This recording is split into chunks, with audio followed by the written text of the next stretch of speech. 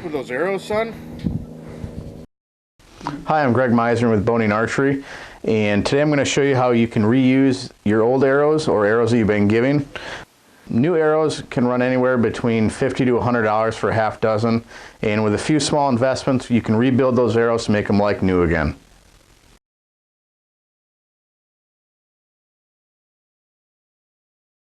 When rebuilding your used arrows, you want to make sure that all the arrows are the same and consistent.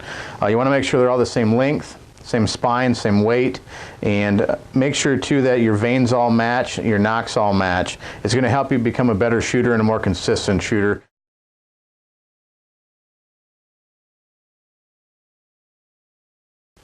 The three most common arrows you're going to run into when getting used arrows are carbon, aluminum, or wood. So I'm first going to cover carbon and what to look for when you have a carbon arrow. What you want to look for on the arrow is any kind of splintering, anything like that. You don't want to rub your hand down the arrow in case there is any splintering. You may get a splinter and then that's bad news. You don't want to have that happen. So just look for any kind of splintering, any cracking. You can actually flex the arrow a little bit. If you hear any cracking or see any cracking where the carbon is possibly lifting or anything like that, you're going to want to discard that arrow and get rid of it. If you have an aluminum arrow, what you're going to want to look for obviously is if it's straight. Aluminum you can roll on a table, you can see if it's straight, and if it is curved or if it's bent, you're going to want to get rid of it. If there's any kind of dents in the aluminum, you're definitely going to want to get rid of that arrow. If you encounter wood, generally a wood arrow you're going to want to shoot out of a longbow or a recurve, not a compound bow. And again, just check for any kind of cracking, any cracking down by the nock or by the tip, anything like that. And if it does have any defects on it, just get rid of the arrow and don't use it.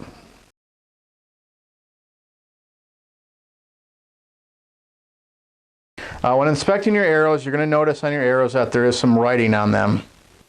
Each manufacturer will logo their arrows their specific way, and you're also going to see a number on there. And each manufacturer has a different numbering system for their specific arrow.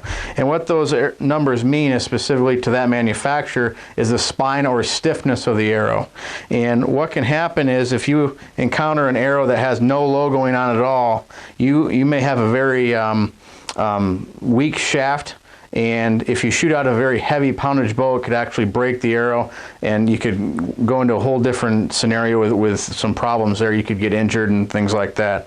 Again, if you don't know the brand of arrow or anything like that, take it to your pro shop, have them inspect it.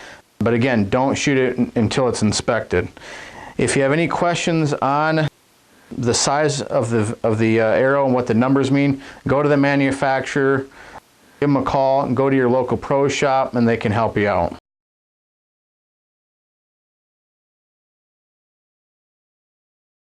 To check the length of your arrows to make sure that they fit your bow properly, you're going to want to knock your arrow on the bowstring and draw your bow back very carefully and slowly.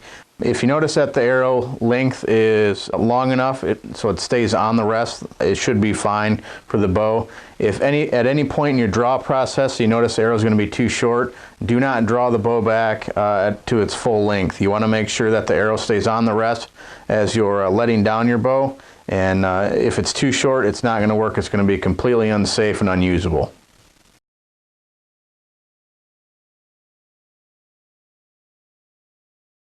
When inspecting your arrows, you're going to run into two main type of tips. One tip is going to be a field point, and that's generally used for target archery. It's not made for hunting, and you're going to want to inspect those, make sure they're not dented or bent or anything. The second type of tip that you're going to run into is a broadhead. These are made specifically for hunting, and you've got to just be very careful with them when shooting them, and make sure that they're in good working order as well.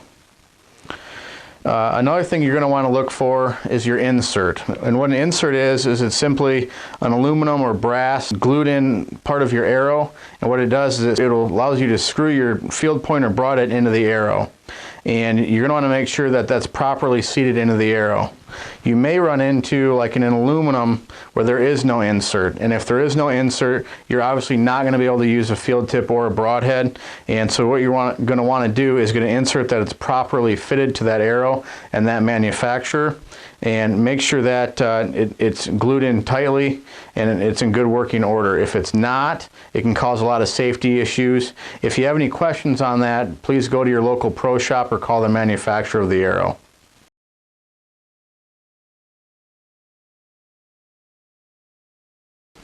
When inspecting your vanes on your arrows, what you want to look for is any kind of rips or tears or anything like that. On this arrow in particular, it's got two vanes that they look pretty good. They're stayed on there. However, there's one that's really flopping around. That's really going to affect your accuracy and really affect your safety when shooting. As I look through these arrows, there's one of these arrows that looks pretty good. All the vanes are connected really well. None of them are ripped or torn or anything like that, and I would say this one would be good to shoot. So always want to make sure you inspect your vanes when you buy the arrows or get the arrows, and if there are any tears or rips, you're going to want to replace those vanes.